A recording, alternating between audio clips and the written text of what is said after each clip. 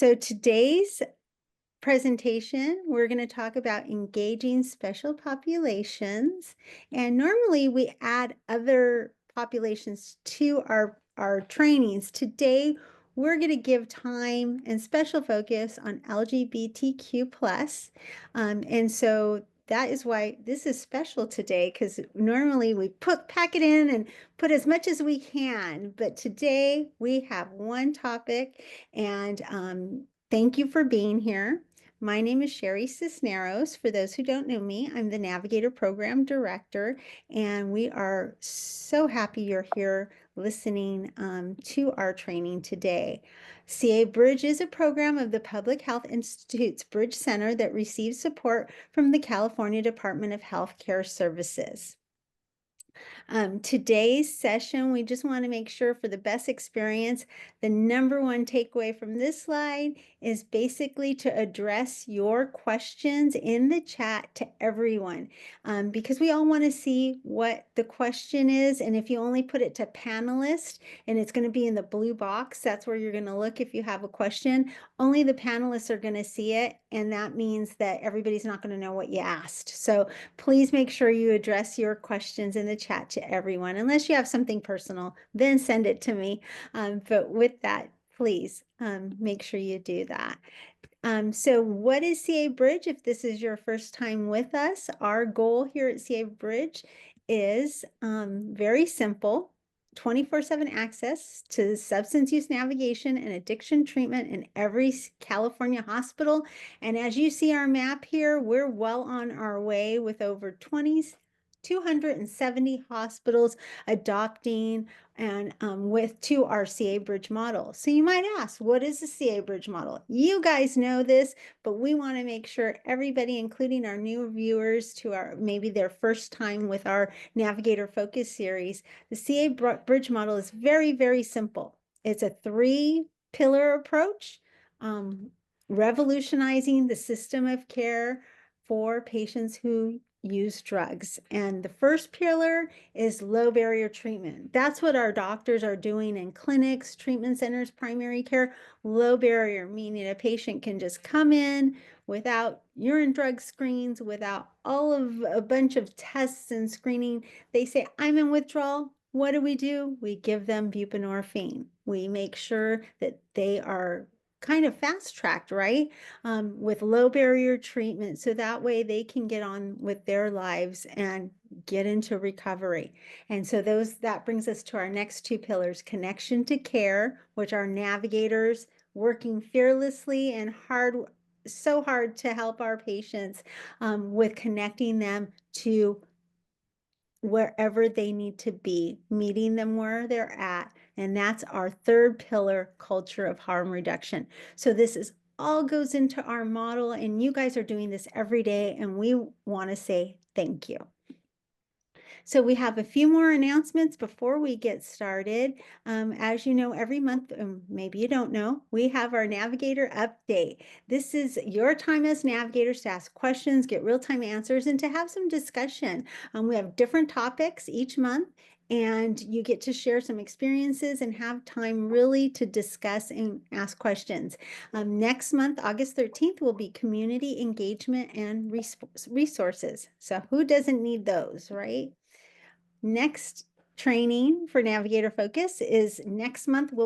It's all about overdose prevention, because what is our main focus in August? It's International Overdose Awareness Day. If you don't know, that's August 31st. We really hope you are planning something. This is a big, huge promotion, shout out, the biggest month for promoting your programs. We also have a naloxone challenge. Just like last year, we challenge you to give 100 Narcan kits to your community. So please accept that challenge, and let's exceed our goal. We had 8,000 last year, so we want to see if we can match that.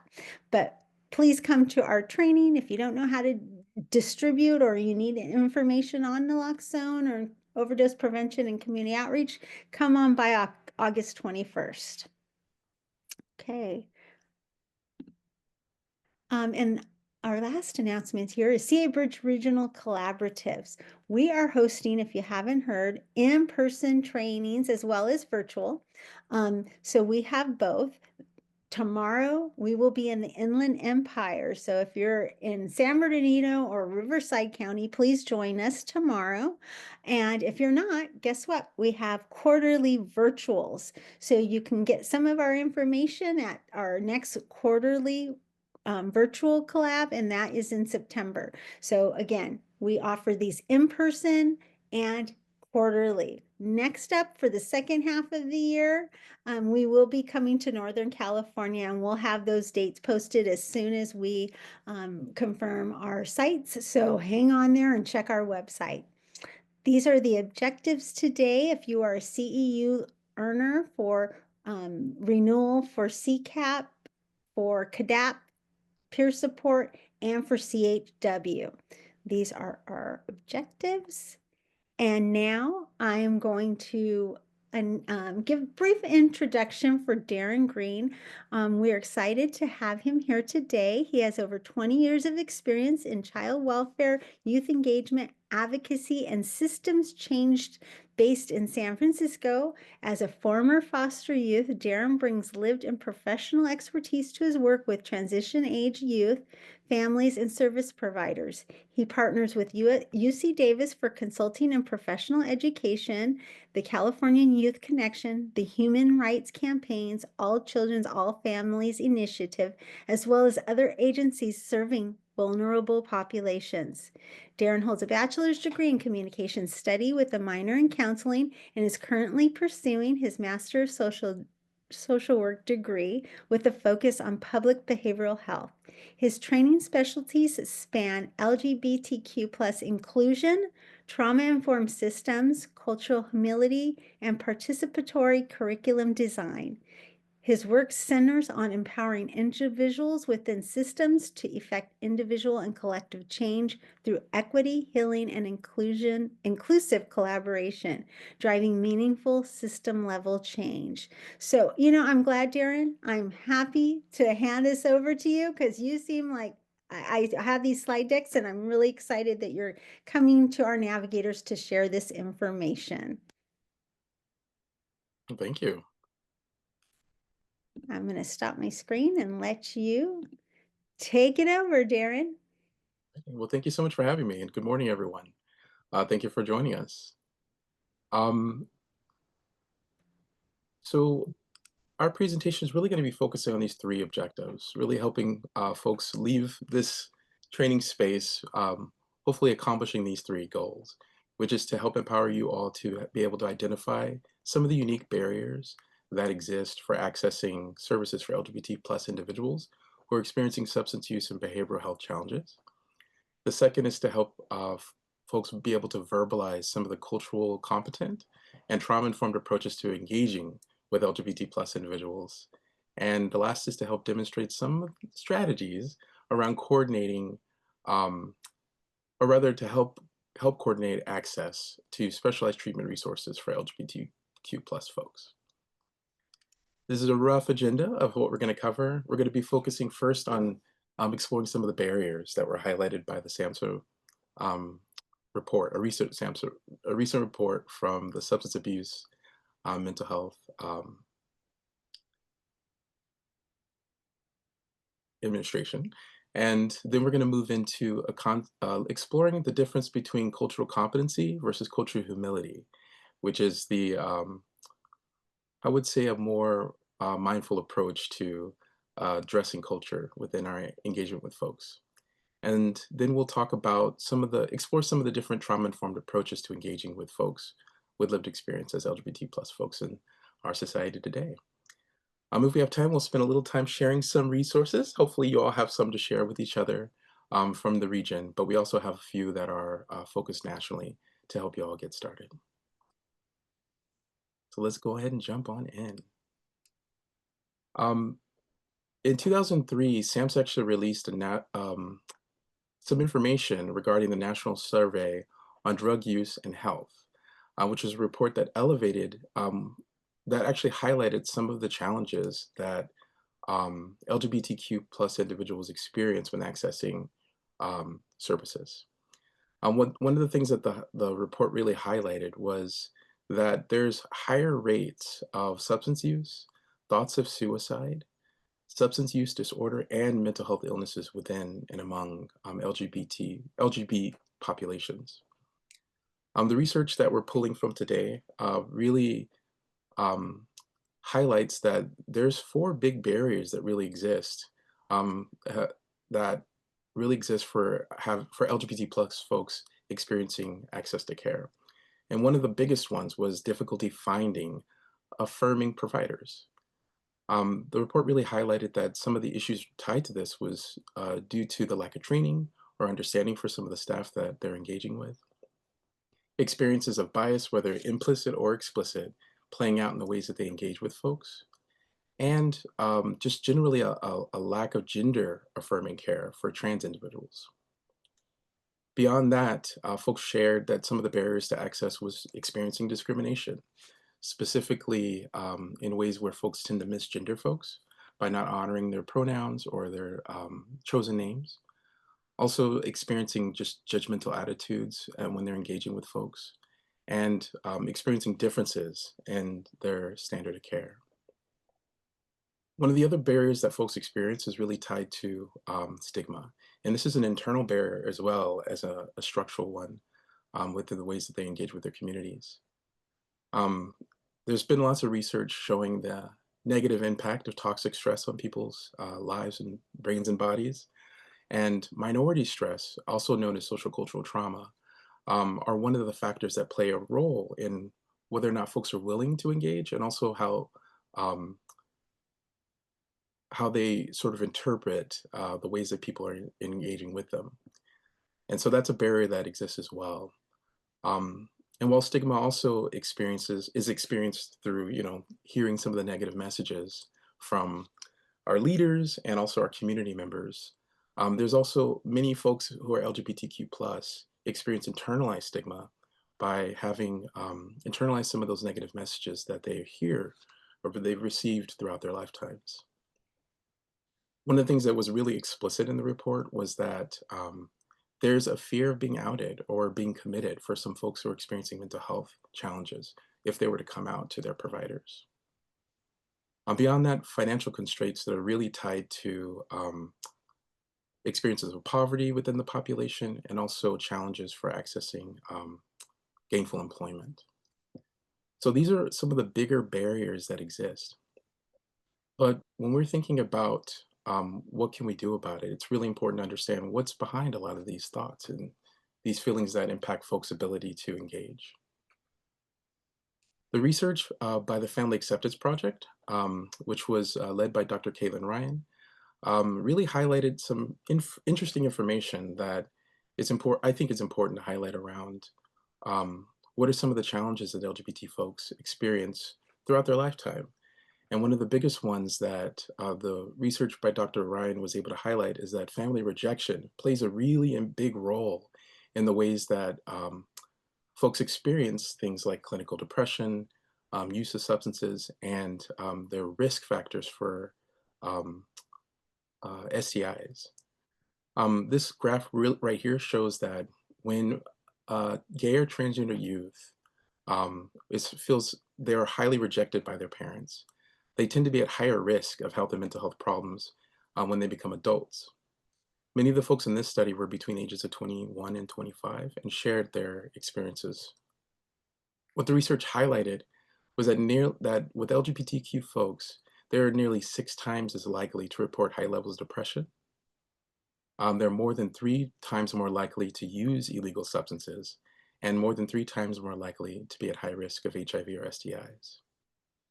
Part of this has to do with the roles that families play with protecting folks from being able to experiencing these these things. The Family Acceptance Project also highlighted, or rather, they asked a question around hope, and what they found in the study was when they asked the question, like, do you see yourself as a happy LGBT plus adult? Those families those young people that experienced high levels of rejection where only about 35% actually had hope that someday in the future they'd be happy. While those families that were extremely accepting, about 92%. So that's a large percentage. When asked the question around suicidality, what they learned is that while extreme families that or people that experience extreme rejection from their family are nearly 8.4 times more likely to have reported having attempted suicide throughout their life. 5.9 times, these folks were 5.9 times more likely to report high levels of depression, 3.4 times more likely to use substances, and 3.4 times more likely to have of being engaged in unprotected sexual intercourse compared to their peers who have experienced low levels of rejecting. One thing that's important to highlight about this research is that when the families respond with just a little less rejection, meaning they say things like, "I don't understand," when a person comes out to them, they may say something like, "I don't understand, but I love you, and I'll work on it." That little moderately rejecting response actually significantly decreases their risk of attempted suicide, high levels of depression, and use of substances. And so the key takeaway here is that the way that adults respond to young people makes an impact on their lifetime sort of hope and experience with regards to their well-being. And so one thing they offer is that it's really important for folks to practice the pause when folks come out.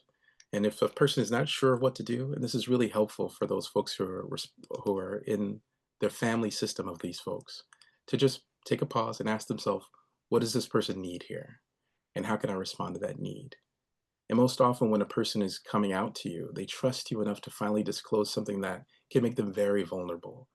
And so the important response is that first to let them know that you're a safe person to speak with. Dr. Ryan found a few other important things to highlight around the community environment that people are living within.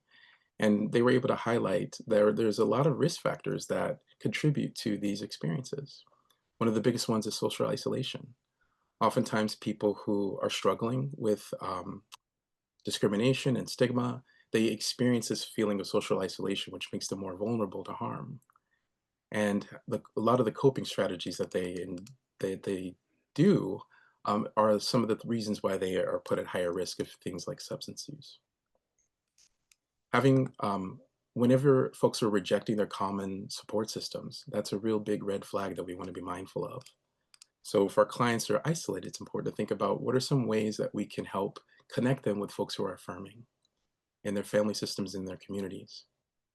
Bias laws and leaders has a huge impact on folks' hope for the future and just the general fear that they're experiencing when it comes to what might happen to them if some of these protections are pulled back.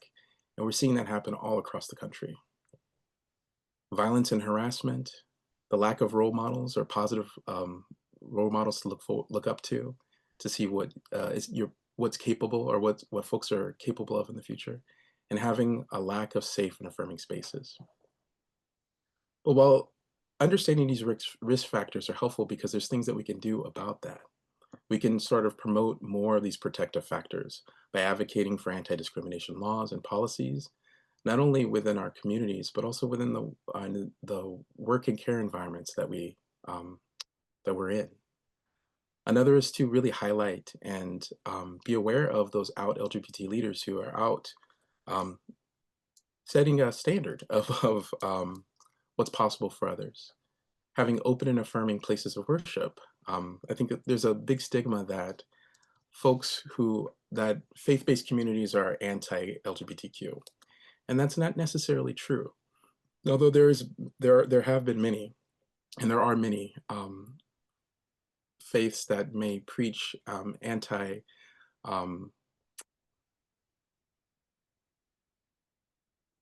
do I frame this? They may not be as accepting as others. There are some folks, some places of worship that actually are open and affirming. And the key words are open and affirming. And so if you were to search for that, or if you'll help folks who have faith as a big piece of their life to search for that, they may be able to find a community that's more welcome. and supportive. Community resource centers are great resources if you have one in your region to access, to look for more LGBT resources, but also to really look for spaces where folks can actually get connected with other folks who share a similar identity or at least are affirming of their identity. And obviously, being able to engage in community events like Pride and um, the different Pride celebrations, and I believe there's a sort of public awareness campaigns around what's happening in the community, are also really important ways to help folks see, be visible, and also see that there's other folks out there who are open and affirming. This is all to help folks better understand that in order for us to better meet the needs of LGBT folks, it's really important that we understand the context that many folks are in. Which leads us to the concept of cultural competency. While many folks aspire to be competent in understanding different cultures and communities, the truth about culture is that it's ever changing and dynamic. And it's something that is influenced not only by our ethnic backgrounds and communities, but also by the identities that we share and the communities that we create. And so when we think about culture, even folks who may share the same ethnic identity might have very different cultures based on their region or their education level or socioeconomic elements. And so the idea that we could be truly competent in a culture is sort of a goal that may not be reachable. But cultural humility is a more preferred perspective because what this does is really embraces this idea that we need to remain curious and remain open. And cultural humility is sort of the approach toward that, which we'll talk more about in a moment. Before we do, I just wanted to have folks just take a moment to consider, why is it important to affirm a positive LGBT identity for your clients? What might this entail? And what will it take from you as you're engaging with folks to do this, to help affirm a positive identity? Feel free to take a moment to consider. And if you like, go ahead and throw some ideas in the chat. One of the things that's really important to think about when we look at the need or the barriers is that there's a need for more affirming spaces. And one of the best ways that we, as folks who are engaging directly with clients, can do is make sure that we are able to affirm a positive identity for our clients. Part of this has to do with being able to help build up their resilience and to help them have a safe person to go to in order to be able to disclose not only their identities, but also what are some of the challenges that they're personally experiences, the individual challenges, their experiences that you may be able to help support them through navigating.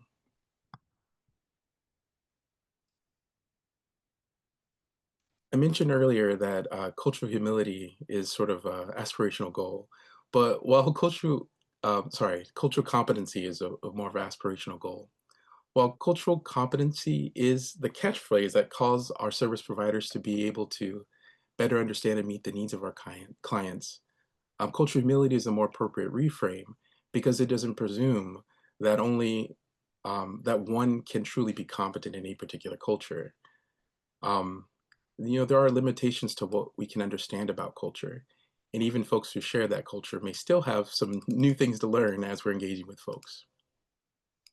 Cultural humility, though, is something that can be defined, at least by Dr. Tervlon and Murray Garcia in 1998, actually defined cultural humility as being more than a concept, but a process of reflecting together as a community to examine how societal oppressions, both individual and collective, cause suffering for folks, and to help each one involved in this process to develop individual and institutional accountability toward counteracting those harms.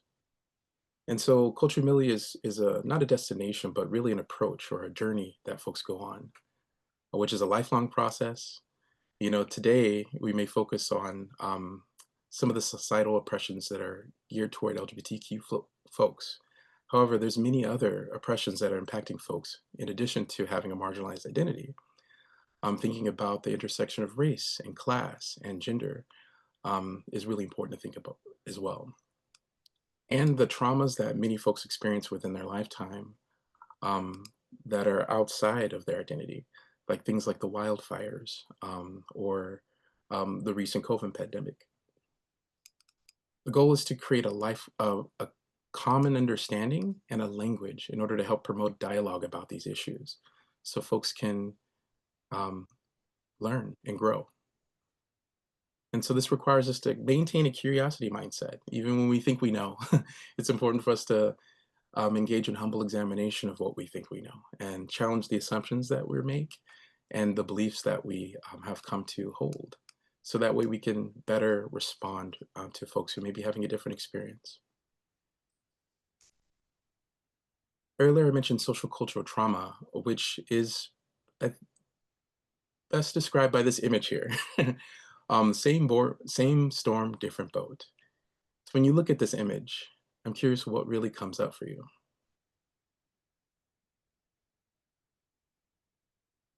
Here we see a big storm with mighty waves.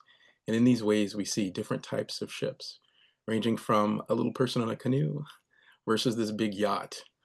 And what this image is really helping to highlight is that although we may be experiencing the same issue, like for example, the COVID pandemic, um, we each of us have different experiences that are related to our unique identities and circumstances. And so wealth or poverty, um, our immigration status, um, folks who experience police brutality or food insecurity, access to healthcare. These are all things that make things a little more complex. While we may be experiencing the same things, folks who have different levels of vulnerability may be experiencing even more challenge. Oftentimes, it's because the folks in the communities that we're a part of are often our sources of support. However, when we're experiencing the traumatic experience in the context of things like poverty, ableism, transphobia, homophobia, sexism, classism, xenophobia, these things make a typical traumatic experience even more toxic and more harmful for folks.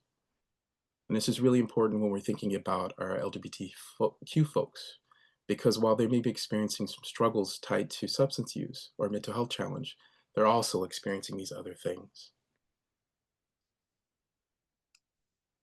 One example of social culture trauma that helps really reinforce the point is highlighted here by Dr. Kenneth Hardy's research on race-based post-traumatic stress. Racial trauma or race-based traumatic stress um, is often caused by these encounters of racial bias and discrimination, like hate crimes, or even witnessing them through our media can trigger experiences that folks who who have experienced discrimination based on race even more, and sort of brings up those trauma triggers when they're engaging with folks. Often, what this research really showed was that there's hidden trauma wounds tied to racial oppression, which impacts folks by assaulting their sense of self and their esteem and their identity. And many folks experience this internalized devaluation where they feel that they are less important, their needs are less important or less centered than others who are centered in our world, who have that privilege. Many folks experience internalized voicelessness where they feel that they can't speak out or speak open about some of the challenges. And many folks also experiences the wounds of rage, which is often experienced by when we're engaging with folks and we see them respond in really big ways. Oftentimes, that's that rage that's coming out in those moments. While race-based traumatic stress is well documented, one can apply the similar concept to other marginalized identities, where folks experience systemic oppression or discrimination based on their identity, which is one of the reasons why we elevated this study. If you'd like to learn more about this article, we can definitely put a link for that in the handouts following today's training. One thing I definitely highlight about this particular article is that it also highlights 8 strategies that you can do to help address this experience of a race-based traumatic stress. And a lot of it has to do with affirming and acknowledging folks' identity and what they've experienced, creating space for them to talk and process, to help them to validate those experiences, and also help them engage in thoughtful storytelling so they can make meaning of those experiences of discrimination. Um, and being able to name it and work together collectively to kind of counteract those harms. Additionally, one of the other strategies to help channel that rage toward a positive end, and most often it's taking action about the experience. So while microaggressions are often defined as subtle and often unintentional, and sometimes even unconscious behaviors or comments that communicate a negative or dismissive message to individuals based on their race, gender, sexual orientation, or other identities that oftentimes are marginalized identities. While they seem minor, these interactions actually can have a really powerful and cumulative and detrimental impact on the mental and emotional well-being of those who are targeted. And so it's really important that we're mindful about these moments, and if they happen, that we are work to apologize and make sure that we're um, working to correct the error in that moment. We know when we use the word subtle and indirect, we know that they're not often overt acts, but they are acts of discrimination because of the way that they're felt and the way that they're experienced, and may be perceived as slights, slurs, or invalidations of folks' identity. And so, one of the reasons why we highlight this is because this is a form of psychological distress that is a barrier for folks to be able to engage with folks. When folks misgender folks, or when they sort of dismiss some of the concerns or experiences by saying, "Oh, they didn't mean that," or perhaps you're taking this too personal. Those things erode folks' self-esteem and their trust and faith in the folks that they're engaging with. So it's important to just be mindful about that and to think about ways that you can combat that if it ever occurs. Many ways that we see those big reactions, in those moments, perhaps something that we said or something that we did triggered an experience that they've had in the past. And so it's showing up in the way that they're interacting with us. And so it's really important for us to think about how do we respond in these moments where folks are having a trauma trigger, or they're experiencing some other form of distress that's tied to stigma and the perception of not feeling safe in that relationship or in this experience. This slide here highlights 6 principles of trauma-informed care, which was pulled together from the National Soji Center in 2025, and really helps guide sort of the work that folks do when they're engaging with folks, attempting to implement trauma-informed care with the folks that they engage with.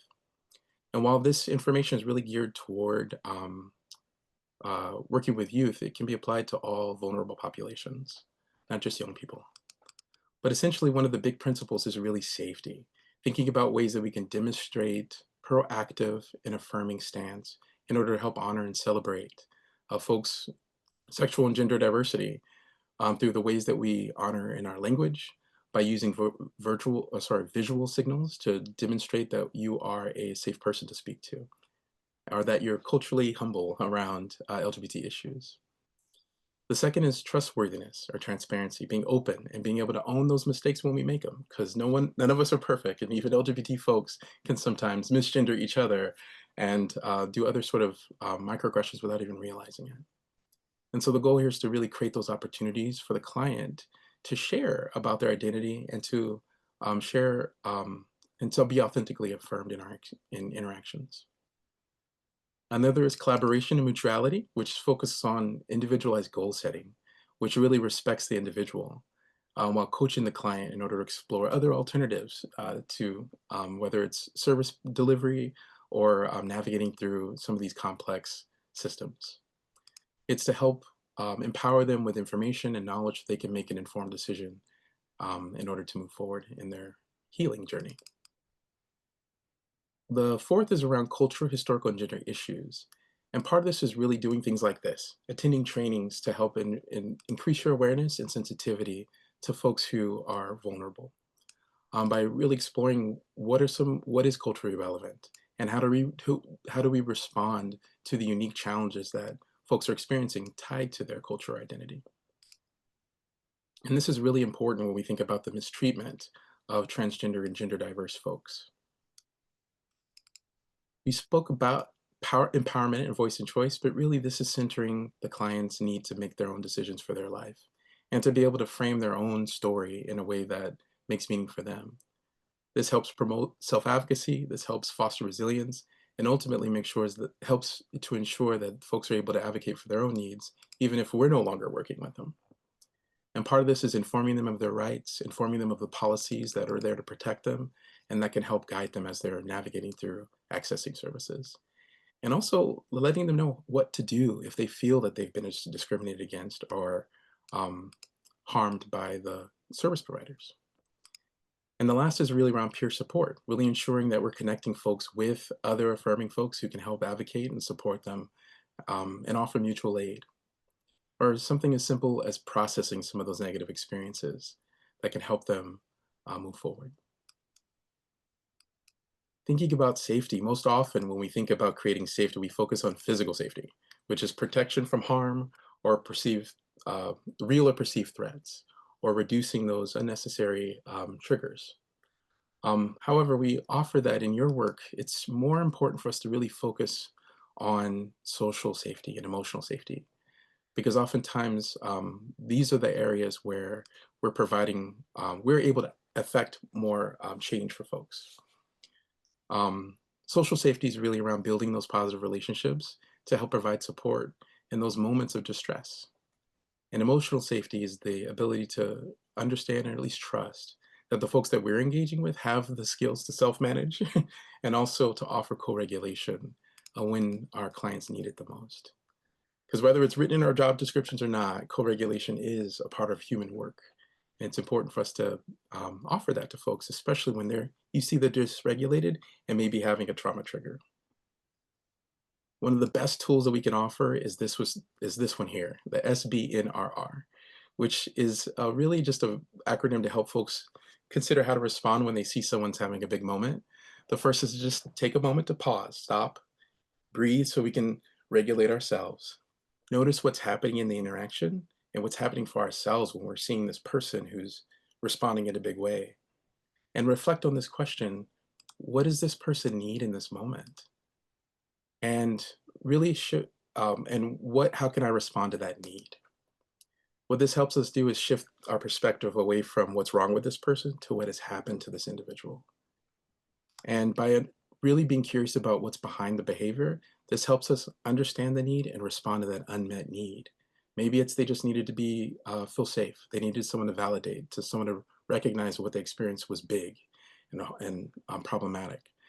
And perhaps that's the thing they need in order to de-escalate so that they can move forward with whatever the goal is, whether it's planning or navigating through some accessing services. But there's many ways that you individually can create safe spaces. And here's a couple options. One of them is to really be mindful when we're working with LGBTQ folks, to be mindful about our language, to really focus our language on use terms and words that offer mutual dignity and respect. And part of that is by listening deeply and being responsive to what they're sharing. To use person-centered language rather than saying things like queer individuals or LGBT individuals, you can say individuals who identify as LGBTQ. Person-centered language centers on the person first and then describes the sort of qualifier. Rather than saying focus, um, I use the term focus, people who are struggling with substance use rather than an addict, because those types of terms help validate the individual as a human first. Um, when we think about celebrating diversity, this is something we can do individually and collectively in our work and care environments to help promote um, inclusion and to be mindful about our physical space by doing things like, if you notice in my background, there's a little rainbow poster here that says, "This is a safe place." That's a not so subtle, but it's a way to kind of use iconography and imagery to help communicate to people who may be hypervigilant and not sure if they're safe in this environment to say that I'm a someone you can talk to if you're LGBTQ plus. So these are ways to help create that environment of safety. And the last is really to encourage the people to engage in courageous conversations rather than using rather than avoiding the conversations about discrimination and stigma and microaggressions, it's important that we bravely engage in those conversations so we can help folks share that understanding and think about what can we do collectively to prevent it or address it if it comes up. To that end, we offer the Hate Free Zone poster, which is something that we've included in the packet of resources that we'll share with you all following the training. This is just an example. However, there's Nicole Ginsler, I believe, is someone who created a Hate Free Zone poster that's similar to this. That's both in English and in Spanish. That's something you can either print and put on your wall or something you can share as a publication. Um, I believe that was commissioned by the National Center for Youth Law, and it's widely accessible for free where folks can download and print. I just invite folks to consider how they're engaging with folks to sort of think about what does it take to be an ally. Oftentimes, allies are not just people who have friends or family or people in their community that they love and care for who are LGBTQ+.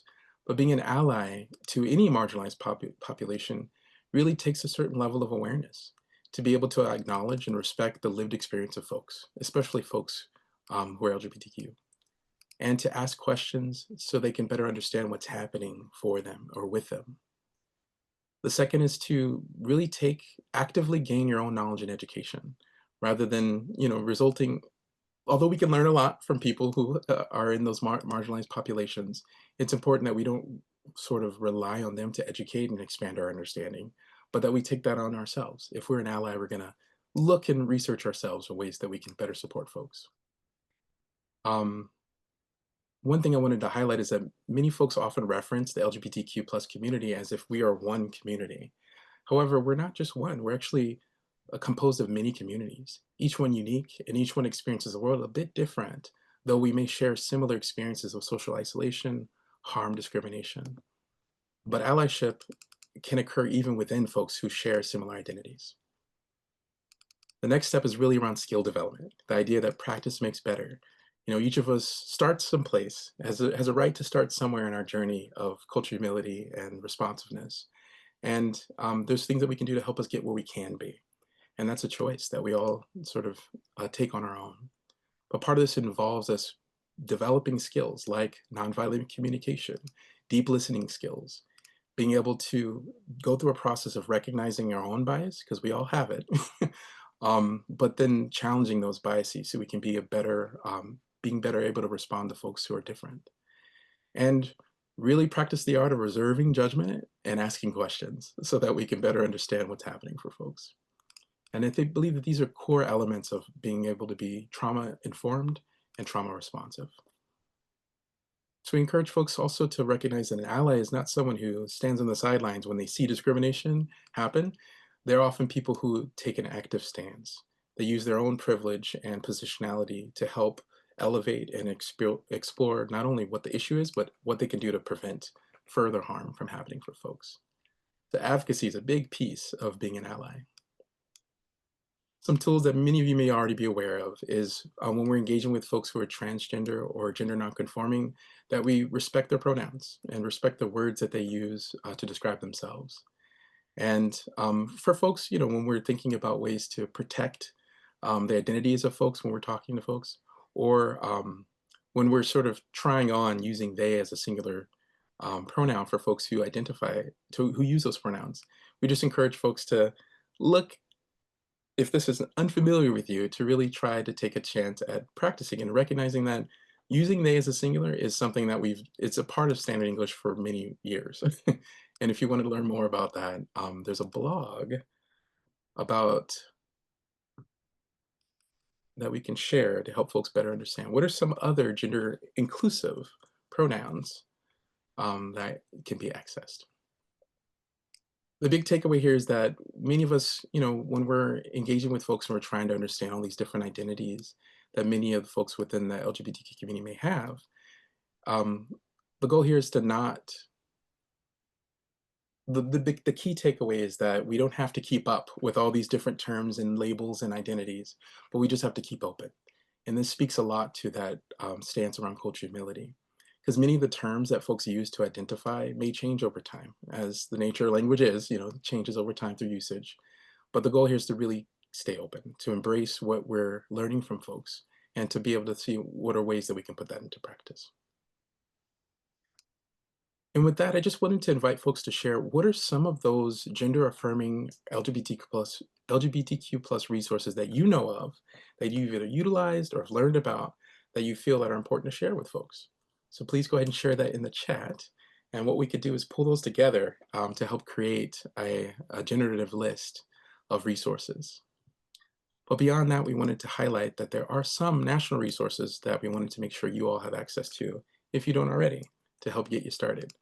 Because one of the biggest ways that we can help affirm and support folks is through sharing resources that we are aware of that can be helpful.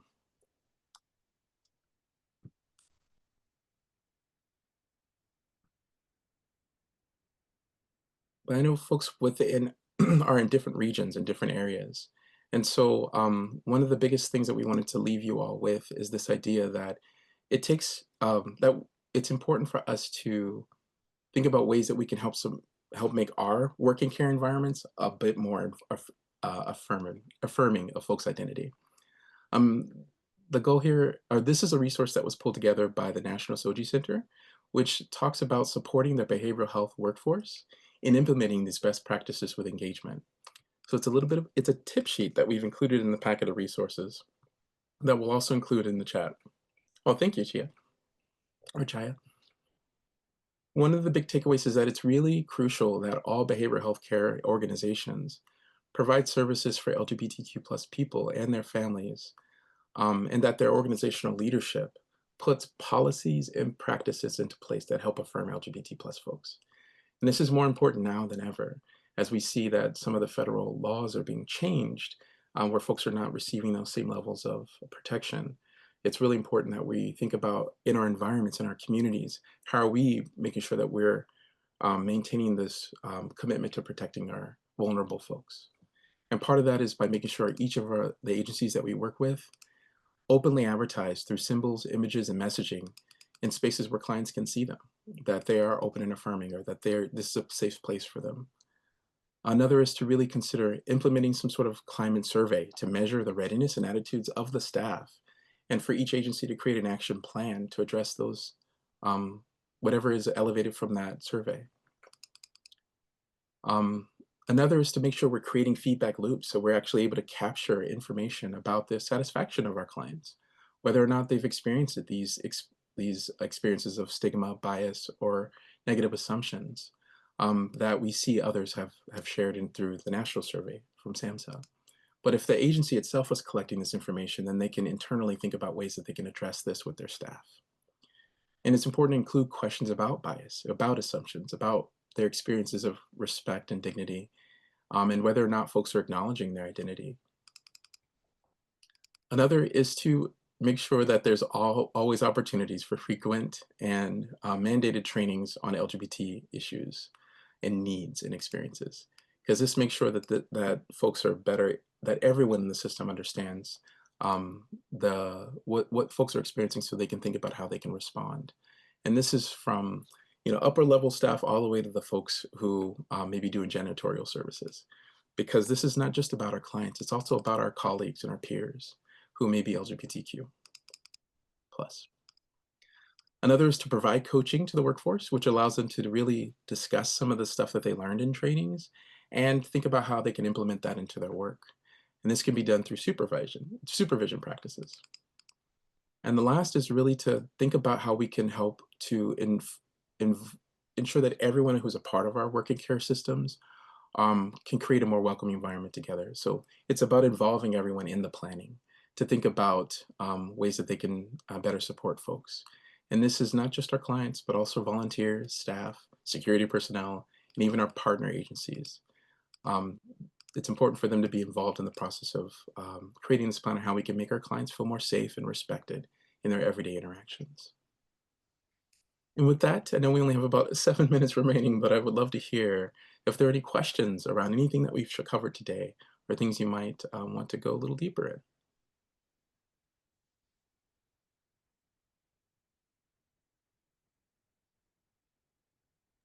Okay, navigators, don't be shy. We're going to give you a second to think of some questions because I know this was a lot of in-depth information. And Darryn, I really want to commend you to tailor making this towards our navigators, our CHWs, and our peer support specialists. Darryn took a lot of time to make sure he knew his stakeholders in this training. So it just your presentation really reflects that. So not necessarily a question, but definitely a comment. So I really wanted to thank you on that part. My pleasure.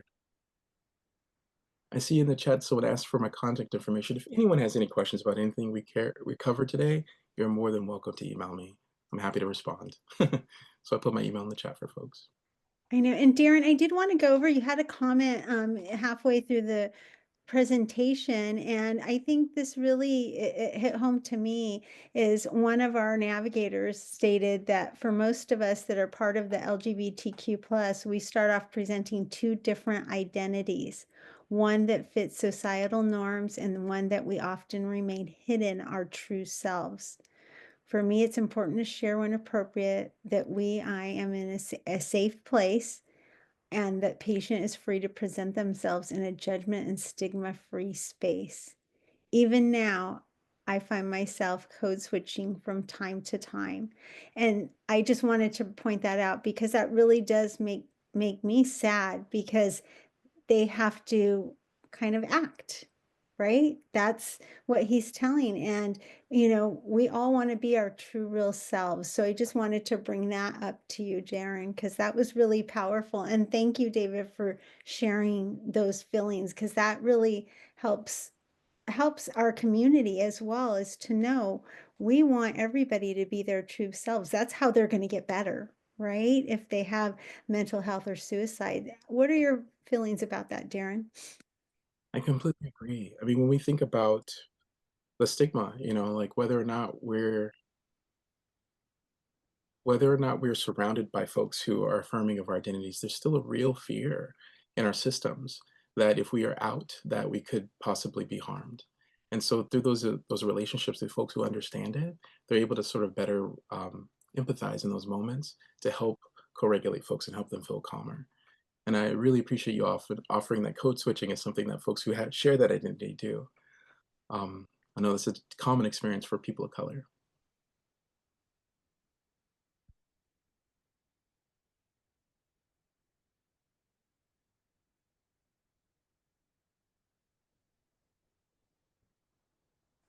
I think the big takeaway is around that sense of safety. So whatever we can do in our engagement with folks to help promote safety, to promote that sense that you're someone they can engage with, that's always a plus. I agree. Well, it looks like we have no questions at this time. I think we're just all trying to process all of this information. Um, and if you do have a question, don't always, you can connect with us and we can get it answered. Mm. This last slide here just offers a few things for folks to consider. And as you're out there engaging with folks, and especially within your specific work environment, it's important to think about how can we be more informed about the needs of LGBT folks and those best practices. Like what is missing or what do we need more of in our systems? What additional training or support is out there within your work environment? And what resources may be useful to share with our clients? So thank you all. Well, thank you. I really appreciate, again, the time you took and really considering our people who are doing this fantastic substance use navigation work, because I think we can even, always be better.